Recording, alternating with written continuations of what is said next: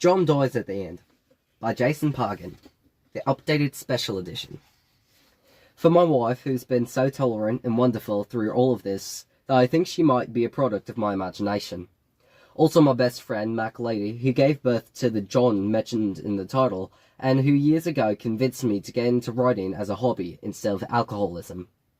Mac, I'll never forget that when things got really tough in life, you stepped up and killed those dudes for me.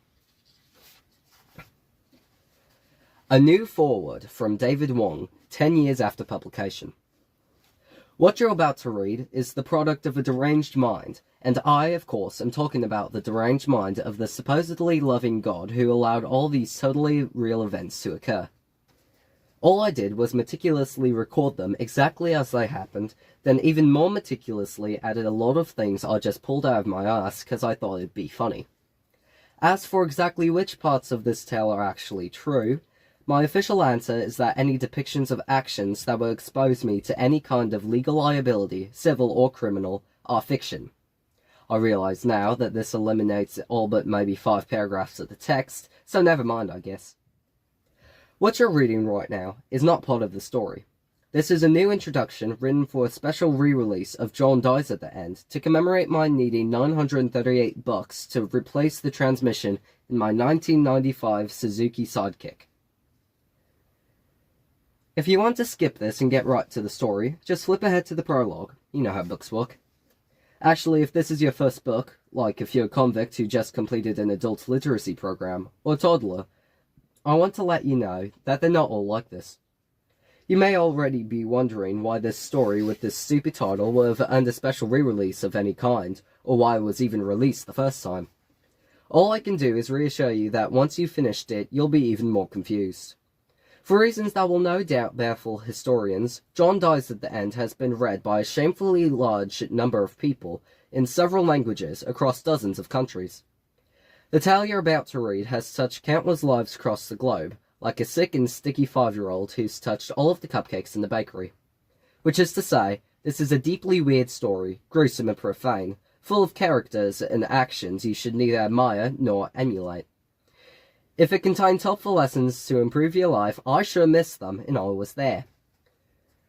After it's over, you'll no doubt be left with many, many questions. I'll be back at the end, along with some of the survivors, to try to provide some additional context that I'm sure will be of no help whatsoever. David Wong, Assistant Manager, Kuda's Vape Mart. Prologue. Solving the following riddle will reveal the awful secret behind the universe, assuming you do not go utterly mad in the attempt. If you already happen to know the awful secret behind the universe, feel free to skip ahead. Let's say you have an axe. Just a cheap one from Home Depot. On one bitter winter day, you use said axe to behead a man. Don't worry, the man was already dead. Or maybe you should worry because you're the one who shot him. He had been a big, twitchy guy with veiny skin stretched over swollen biceps, a tattoo of a swastika on his tongue. Teeth filed into razor-sharp fangs, you know the type. And you're chopping his head off because, even with 8 bullet holes in him, you're pretty sure he's about to spring back to his feet and eat the look of terror right off your face. On the follow-through of the last swing, though, the handle of the axe snaps in a spray of splinters. You now have a broken axe.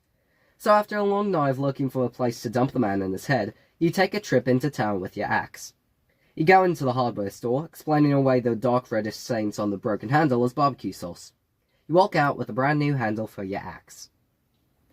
The repaired axe sits undisturbed in your garage until the spring when, on one rainy morning, you find in your kitchen a creature that appears to be a foot-long slug with a bulging egg sac on its tail. Its jaws bite one of your forks in half with what seems like very little effort. You grab your trusty axe and chop the thing into several pieces. On the last blow, however, the axe strikes a metal leg of the overturned kitchen table and chips out a notch right in the middle of the blade. Of course, a chipped head means yet another trip to the hardware store. They sell you a brand new head for your axe. As soon as you get home, you meet the reanimated body of the guy you beheaded earlier. He's also got a new head, stitched on with what looks like plastic weed trimmer line, and it's wearing that unique expression of, "You're the man who killed me last winter," resentment that one so rarely encounters in everyday life. You brandish your axe. The guy takes a long look at the weapon with his squishy, rotting eyes, and in a goggly voice he screams, "That's the same axe that beheaded me!" Is he right? I was pondering that riddle as I reclined on my porch at 3 a.m., a chilled breeze numbing my cheeks and earlobes and flicking tickly hairs across my forehead. I had my feet up on the railing, leaning back in one of those cheap plastic lawn chairs, the kind that blow out into the lawn during every thunderstorm. It would have been a good occasion to smoke a pipe had I owned one and had I been 40 years older. It was one of those rare moments of mental peace I get these days, the kind you don't appreciate until my cell phone screeched, the sound like a Sonic Beast scene. I dug the slim little phone from my jacket pocket, glanced at the number, and felt a sickening little twinge of fear. I disconnected the call without answering. The world was silent again, save for the faint applause of trees rustling in the wind and crumbly dead leaves scraping lightly down the pavement. That and the scuffle of a mentally challenged dog trying to climb onto the chair next to me. After 2 attempts to mount the thing, Molly managed to send the chair clattering onto its side. She stared at the toppled chair for several seconds and then started barking at it. The phone again. Molly growled at the chair. I closed my eyes, said an angry 5-word prayer, and answered the call. "Hello? Dave, this is John. Your pimp says bring the heroin shipment tonight or he'll be forced to stick you. Meet him where we buried the Korean whore. The one without the goatee." That was code. It meant, come to my place as soon as you can, it's important. Code, you know, in case the phone was bugged. "John, it's 3 in the... Oh, and don't forget, tomorrow is the day we kill the president." Click. He was gone. That last part was code for, stop and pick me up some cigarettes on the way. Actually, the phone probably was bugged, but I was confident the people doing it could just as easily do some kind of remote intercept of our brainwaves if they wanted, so it was moot. 2 minutes and 1 very long sigh later, I was humming through the night in my truck, waiting for the heater to blow warm air and trying not to think of Frank Campo. I clicked on the radio, hoping to keep the fear at bay via distraction. Got a local right-wing talk radio program. "I'm here to tell you, immigration, it's like rats on a ship. America's the ship and all these rats are coming on board, y'all. And you know what happens when a ship gets too many rats on board? It sinks, that's what." I wonder if a ship had ever really sunk that way. I wonder what was giving my truck that rotten egg smell. I wondered if the gun was still under the driver's seat. I wondered. Was there something moving back there, in the darkness? I glanced in my rearview mirror. No, a trick of the shadows. I thought of Frank Campo. Frank was an attorney heading home from the office one evening in his black Lexus. The car's wax job gleaming in the night like a shell of black ice, Frank feeling weightless and invincible behind the greenish glow of his dashboard lights. He senses a tingling on his legs. He flips on the dome light. Spiders. Thousands of them. Each the size of a hand. They're spilling over his knees, pushing up beside his pant legs. The things look like they're bred for war, jagged black bodies with yellow stripes, long spiny legs like needlepoints. He freaks, cranks the wheel, flips down an embankment.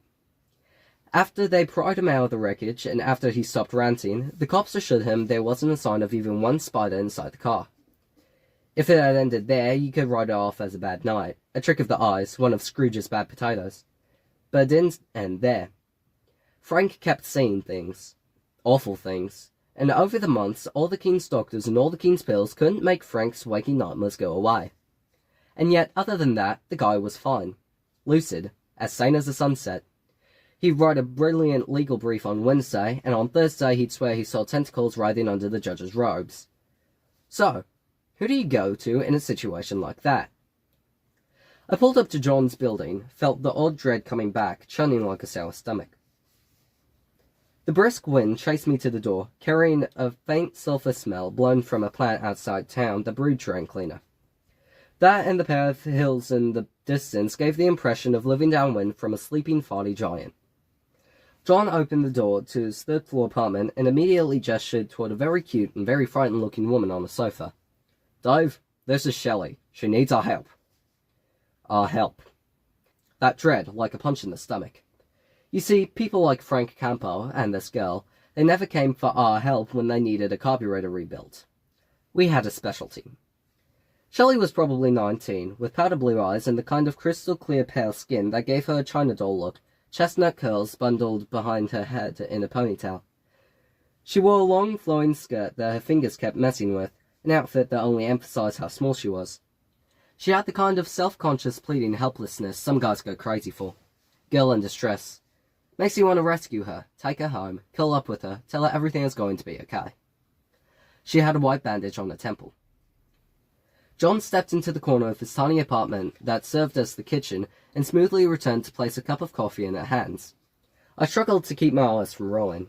John's almost therapist-like professionalism was ridiculous in a room dominated by a huge plasma screen TV with 4 video game systems wired to it. John had his hair pulled back into a neat job-interview ponytail and was wearing a button-up shirt. He could look like a grown-up from time to time. I was about to warn the girl about John's coffee, which tasted like a cup of battery acid someone had pissed in and then cursed at for several hours, but John turned to her and said in a lawyerly voice, "Shirley, tell us your story." She raised timid eyes to me. "It's my boyfriend. He won't leave me alone. He's been harassing me for about a week. My parents are gone on vacation, and I'm terrified to go home." She shook her head, apparently out of words. She sipped the coffee, then grimaced as if it had bit her. "Miss Morris," she said, barely audible. "Miss Morris, I strongly recommend a women's shelter. They can help you get a restraining order, keep you safe, whatever.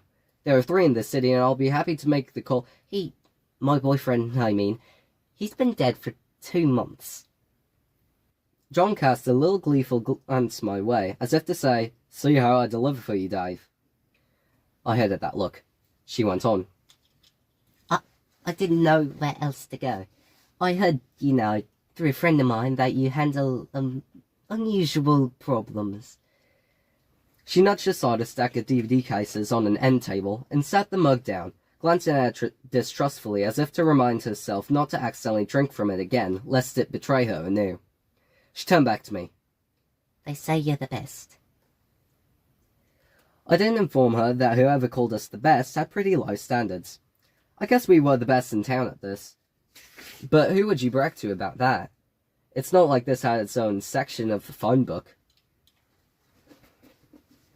I walked over to a cushioned chair and scooped out its contents. 4 worn guitar magazines, a sketchpad, and a leather-bound King James version of the Holy Bible. As I tried to settle in, a leg broke off and the whole chair slumped over at a 30-degree angle. I leaned over nonchalantly, trying to look like that's exactly what I had expected to happen. "Okay, when he comes, you can see him." "Yes, I can hear him too, and he, She brushed the bandage on the side of her skull. I looked at her in bewilderment. Was she serious? "He hits you?" "Yes." "With his fist?" "Yes." John looked up from his coffee indignantly. "Man, what a jerk!" I did roll my eyes this time and glared at John once they'd stopped. I don't know if you've ever seen a ghost, but I'm guessing that if you did, the thing didn't run over and punch you in the face. I'm guessing that's never happened to any of your friends either.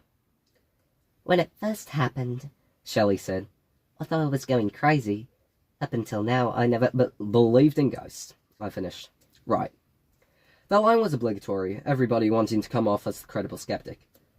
"Look, miss, I don't want to—" "I'll tell them we will look into it tonight," John said, heading me off before I accidentally introduced some rational thought into this thing. "He's haunting her house out in town named Removed for Privacy. I thought you and I could head over there, get out of the city for a night, show this bastard what's what." I felt a burst of irritation, mostly because John knew the story was fake. But then it suddenly clicked in my mind that, yes, John knew, but he had called me because he was trying to set me up with this girl. Button cute, dead boyfriend, chance to be a hero. As usual, I didn't know whether to thank him or punch him in the balls. 16 different objections rose up in my mind at once, and somehow they all cancelled each other out. Maybe if there had been an odd number. We headed out in my Bronco. We had told Shelley not to drive herself in case she had concussion, but the reality was that, whether or not her story was true, we still have vivid memories of Mr. Campo and his unusually spidery car. You see, Frank found out the hard way that the dark things lurking in the night don't haunt old houses or abandoned ships. They haunt minds. Shelley was in the passenger seat, hugging herself, looking blankly out of the windshield. She said, "So, do you guys, Do this a lot? Off and on, said John. Been doing it for years. How does somebody get into this? There was an incident, he said. A series of incidents, I guess. A dead guy, another dead guy, some drugs. It's kind of a long story. Now we can see things. Sometimes. I have a dead cat that follows me around, wondering why I never feed it. Oh, and I had one hamburger that started mooing when I ate it. He glanced at me. You remember that? I grunted, said nothing. It wasn't mooing, John, it was screaming. Shelley didn't look like she was listening anymore. I call it Dante syndrome, John said. I never heard him call it any such thing. Meaning, I think Dave and I gained the ability to peer into hell. Only it turns out hell is right here, and it's all through us and all around us and in us like the microbes that swarm through your lungs and guts and veins. Hey, look, an owl! We all looked. It was an owl, all right. Anyway, I broke in. We just did a couple of favours for people. Eventually, word got around. I felt like that was enough background, and I wanted to stop John before he got to the part where he says he kept eating that screaming hamburger down to the last bite. I left the truck running as I jumped out at my place for supplies. I bypassed the house for the weather-worn tool shed in the backyard, opened the padlocked door, and swept over the dark shelves with my flashlight. A Winnie the Pooh toy with dried blood around its eyes. A stuffed and mounted badgerconda, a cross between a badger and an anaconda.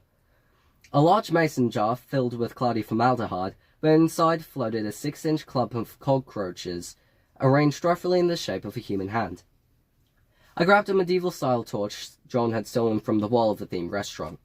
I picked up a clear squeeze bottle filled with a thick green liquid that immediately turned blood red as soon as I touched it. I reconsidered, set it back on the shelf, and grabbed my vintage 1987 Ghetto Blaster instead. I went into the house and called to Molly. I opened a small plastic tub in the kitchen cabinet filled with little pink rubbery chunks, like erasers. I put a handful in my pocket and rushed back out the door, the dog following on my heels. Shelley lived in a simple 2-story farmhouse, black shutters on white siding. It sat on an island of turf in a sea of harvest-flattened cornfields. We walked past a mailbox shaped like a cow and saw a hand-painted sign on the front door that read, The Morrisons, established 1962. John and I had a long debate at the door about whether or not that apostrophe belonged there. I know. If I had a brain, I would have walked away right then. John stepped up, pushed open the front door, and ducked aside. I dug in my pocket and pulled out one of the pink chunks. They were steak-shaped dog treats, complete with little brown grill lines.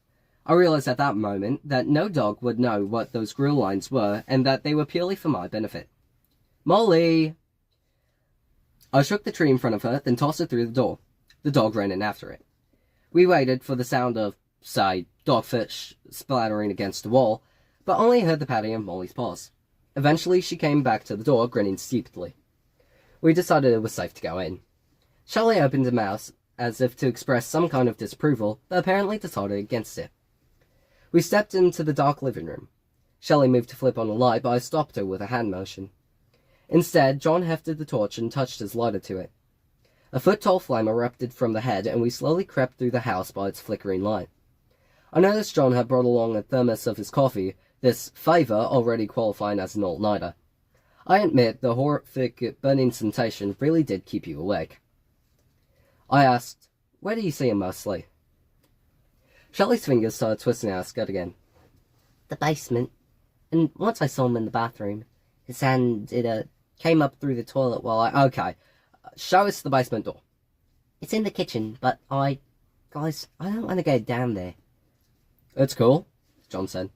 Stay here with the dog and we'll go down and check it out. I glanced at John, figuring that should have been my line as a handsome new nightly protector. We clumped down the stairs, torchlight pooling down the stairwell. Shelley waited behind us, crouching next to Molly and stroking her back. A nice modern basement. Washer and dryer. A hot water heater made a soft ticking sound. One of those waist-deep floor freezers. John said, "He's not here." Big surprise. John used the torch to light a cigarette. "She seems like a nice girl, doesn't she?" John said softly and with a kind of smarmy wink in his voice. "You know, she reminds me of Amber, Jennifer's friend. When she came to my door, for a second I actually thought it was her. By the way, I want to thank you for coming along, Dave, sort of being my wingman on this. I'm not saying I'm going to take advantage of her distress or anything, but I had tuned John out. Something was off, I knew it right then. Lingering in the back of my mind, like a kid in the last row of the classroom with his hands up. John was acting all detective-y now, leaning over a large sink with a bundle of white cloth draped over the side. "Oh yeah," said John, pulling up a length of the cloth. "Take a look at this." The garment was white, a single piece with straps, like an apron. Well, it had been white. Once.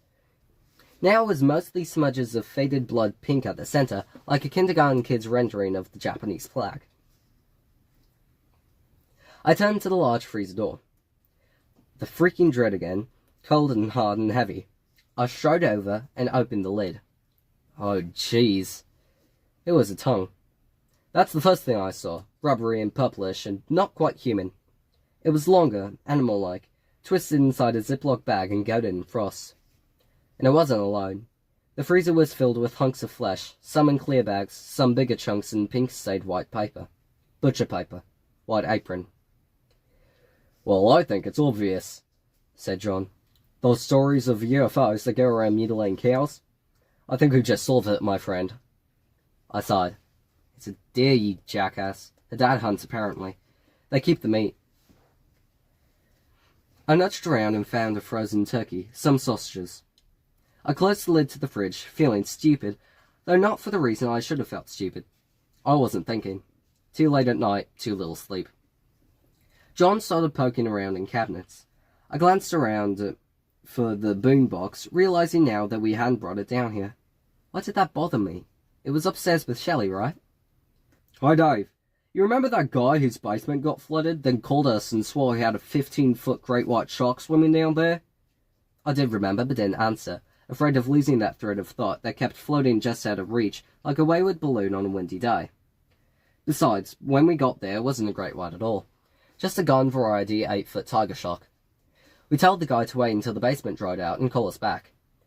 When the water left, so did the shark, as if it evaporated or seeped out the tiny cracks in the concrete.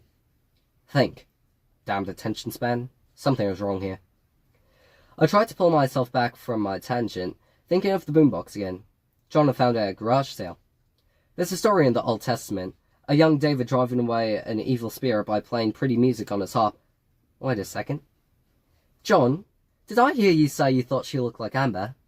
Yeah. John, Amber's almost as tall as me. Blonde hair, kind of top-heavy, right? Yeah, cute as hell.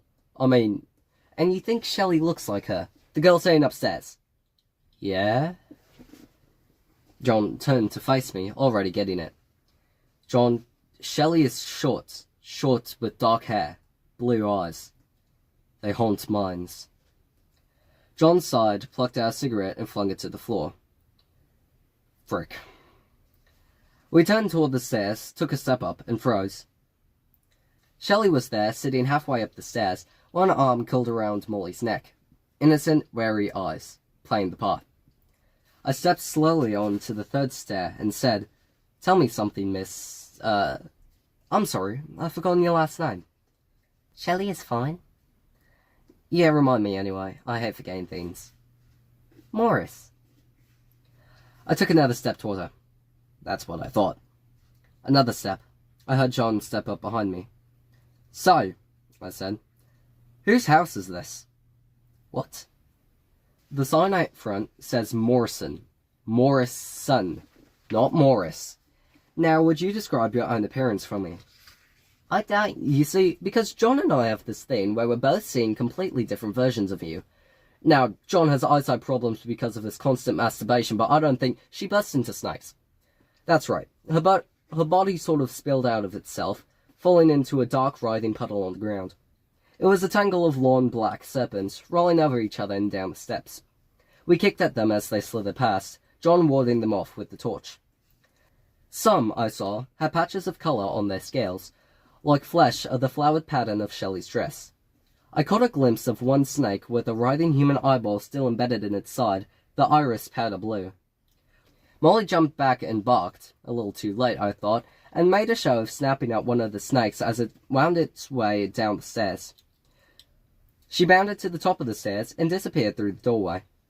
We kicked through the slithering things and stomped up after the dog, just as the stairwell door banged shut on its own. I reached for the knob.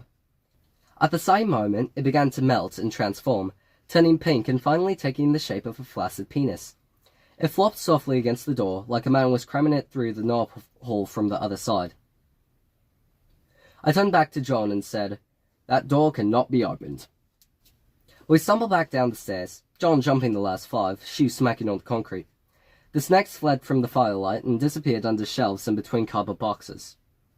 That's when the basement started filling with poop. The brown sludge oozed up from the floor drain, an unmistakable stench rising above it. I looked around for a window we could crawl out of, found none. The sewage bloomed out from the center of the floor, swirling around the soles of my shoes. John shouted, "There!" I whipped my head in the direction, saw him grab a little plastic crate from a shelf and set it on the floor. He climbed up on it, then just stood there with the muck rising below. Finally, he looked at me and said, "What are you doing? Go find us a way out of here."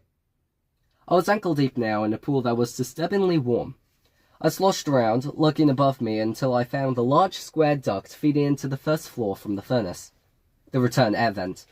I went to a pegboard on the wall and grabbed a foot-long screwdriver. I jabbed it into the crease between the metal of the duct and the floor, prying down the apparatus with a squeal of pulled nails. I finally got a hold on the edge of the metal duct and felt it cut into my fingers. I pulled it down to reveal the dark living room above me, blocked by a metal grid. I jumped and knocked the grate aside with my hands. I leapt again and grabbed the floor with both hands, feeling carpet under my fingers. With a series of frantic, awkward movements, I managed to pull my limbs up until I could roll over on the floor of the living room. I looked back at the square hole and saw a flicker of flame emerge, followed by the torch and then John's hand. In a few seconds, we were both standing in the living room, glancing around, breathing heavily. Nothing. A low pulsing sound emerged from the air around us. A laugh. A dry, humorless cough of a noise, as if the house itself was expelling the air with giant lungs of wooden plaster. John said, "Arsehole." "John, I'm changing my cell phone number tomorrow, and I'm not giving you the new one. Now let's get this over with." We both knew the drill. We had to draw the thing out somehow. John handed me his lighter. "You light some candles, I'll go stand in the shower naked." Molly followed me as I went back to where we left the boombox and the other supplies. I lit a few candles around the house, just enough to make it spooky.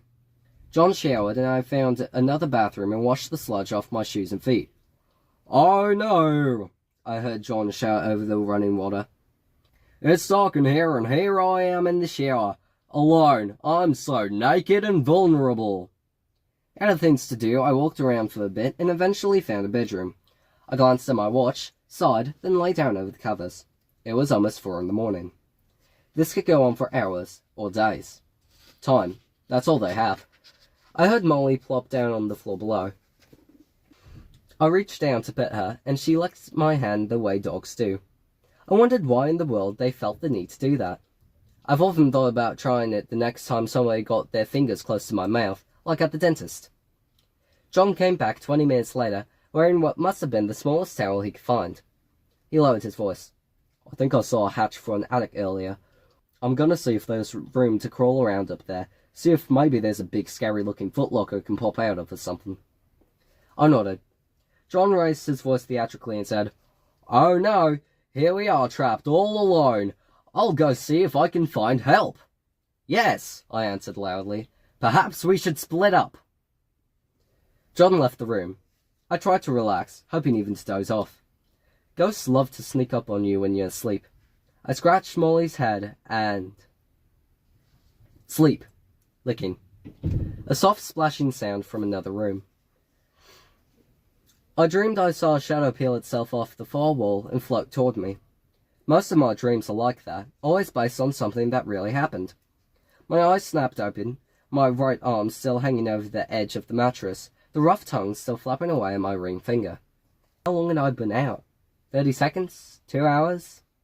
I sat up, trying to adjust to the darkness. A faint glow pulsed from the hole where the nearest candle burned away in the bedroom. I quietly stepped off the foot of the bed and headed across the room into the hallway. Down the hall now, toward the sound and the light. I ran my hand along the textured plaster of the wall until I reached the bathroom, the source of the gentle splashing. Not splashing. Slurping. I peered in. Molly, drinking from the toilet. She turned to look at me with an almost cat-like, "Can I help you?" stare. I thought absently that she was drinking the poo water with the same mouth she used to lick my hand. If she's in here, then that wasn't her by the bed. I picked the candle off the counter and headed back to the bedroom. I stepped in, the candle casting an uneven halo of light around me, rustling the shadows aside. I moved toward the bed and saw meat. Dozens of the wrapped and now partially unwrapped hunks from the freezer lay neatly on the floor next to the bed in an almost ceremonial fashion, the objects arranged in the rough shape of a man. I moved the light toward the head area, where I found a frozen turkey still in the butterball wrapper. Under it, wedged between turkey and torso, was the disembodied deer tongue flapping around of its own accord. That was different. I jumped back as the turkey, the tongue, and a slab of ribs levitated off the floor.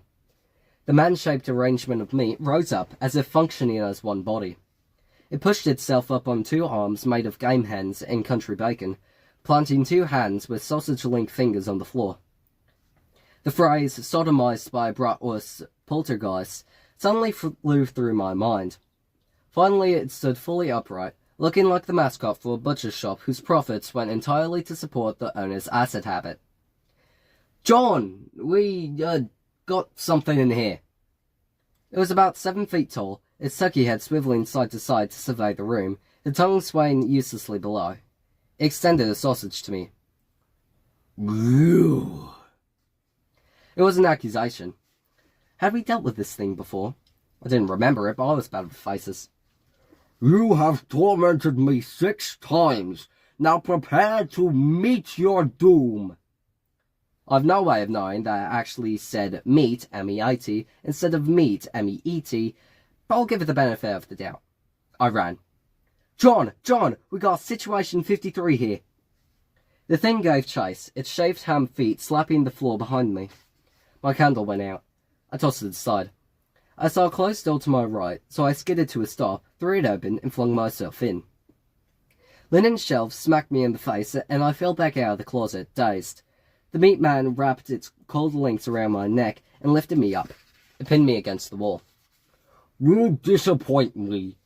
All those times we have dueled, in the desert, in the city, you thought you had vanquished me in Venice, didn't you?" I was so impressed by the thing's ability to articulate words using that flapping deer tongue and a frozen turkey that I almost lost track of what it was saying. Venice? Did he say Venice? What? Molly came by just then, trotting along like everything was just A-OK in Dogland. Then she noticed some meat standing nearby and started happily chewing on a 6-inch wide tube of bologna serving as the thing's ankle. Ugh! It dropped to the floor. I scrambled to my feet and ran downstairs. The meat man followed. At the foot of the stairs, John was waiting. He was holding the stereo. The monster stopped halfway down the staircase, its eyeless turkey head staring down at the device in John's hand, as if recognizing the danger. Oh, how that Old Testament demon must have howled and shrieked at the sign of young David's harp, seeing at work a form of ancient magic that can pierce any darkness. The walking meat horror knew what was coming, that the same peril was about to be tapped. John nodded, as if to say, checkmate. He pushed the play button. Sound filled the room, a crystal melody that could lift any human heart and turn away any devil. It was Here I Go Again by Whitesnake. The monster grabbed the spots on the turkey where its ears would be and fell to its knees. John wielded the stereo before him like a holy talisman, stepping up the stairs, driving the sound closer to the beast. Every inch of its fat marbled skin and gristle writhed in agony. "Take it!" John screamed, suddenly emboldened. "It looks like you should have taken time to beef up your defenses." The beast grabbed its abdomen. In pain, I thought. Instead, it pried loose a canned ham, and, before John could react, held out the stereo, the can whizzing through the air like a Randy Johnson fastball. Direct hit. Sparks and bits of plastic flew. The stereo tumbled out of John's hands and fell heavily to the stairs. Disarmed, John hopped down to the floor as the beast rose to its feet and pursued. It grabbed John by the neck.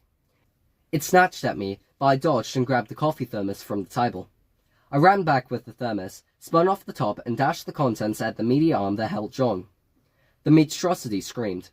The arm smoked and bubbled, then burst into flame. The limb then blackened and peeled off from the socket, falling to the hardwood below. John was free, falling to his knees and gasping for air. The beast howled, collapsing to the floor immediately.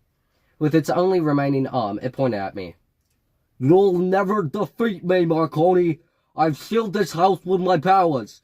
You cannot escape!" I stopped, put my hands on my hips, and strode up to it. Marconi? As in Dr./Father Albert Marconi, the guy who hosts Magical Mysteries on the Discovery Channel. John stepped over and glared at the wounded thing. "You dumbass, Marconi is 50 years old. He has white hair. Dave and I aren't that old combined. Your nemesis is probably off giving some seminar, standing waist-deep in a pile of his own money." The thing turned its turkey at me. "Tell you what," I offered. "If I can get you in touch with Marconi so you two can work out your little differences, will you release us?" "You lie!" "Well, I can't get him down here, but surely a being as superhumanly powerful as you can destroy him at a distance, right? Here." It watched me as I fished out my cell phone and dialed. After talking to a secretary, a press agent, a bodyguard, an operator, the secretary again, and finally a personal assistant, I got through. "This is Marconi. My secretary says you have some kind of a meat monster there." "Yeah, hold on." I offered the phone to Meaty. "Do we have a deal?" The thing stood up, hesitated, then finally nodded its turkey up and down. I held out the phone, while giving John a dark look that I hoped conveyed the fact that Plan B involved me letting the monster beat the crap out of him while I tried to escape out a window somewhere. Stupid girl and her ghost boyfriend. Marconi would have seen this coming a mile away. A bundle of sausage fingers took the phone from my hand. "So," it boomed into the receiver, "we meet again, Marconi. You thought you had vanquished me, but The beast spontaneously combusted into a ball of unholy blue light. With a shriek that pierced my ears, it left our world. The lifeless meat slapped to the floor piece by piece, the cell phone clattering next to the pile. Silence. "Damn, he's good," said John. I walked over and picked up the cell phone. I put it to my ear to ask the doctor what he had done, but it was the secretary again. I switched it off. The doctor hadn't even hung around long enough to say hello. John made a casual hand-dusting motion. "Well, that was pretty stupid." I tried the front door and it opened easily. Who knows, maybe it had never been sealed. We took time to straighten up the place, not finding any Morrisons restrained or dismembered, and figuring that Shelley was at least telling the truth when she said the real family was on vacation. The poop had vanished from the basement, but I couldn't fix the heating duct I messed up earlier. We packed the meat back into the freezer as best we could, with one exception. The sun was already dissolving the night sky by the time I got home. I opened up the tool shed and set the broken boombox inside. I found an empty jar, filled it from a square can of formaldehyde, and dropped the deer tongue in. I placed it on the shelf next to a stuffed monkey paw, lying lifeless with 2 fingers extended. I locked up and went to bed. From the Journal of David Wong.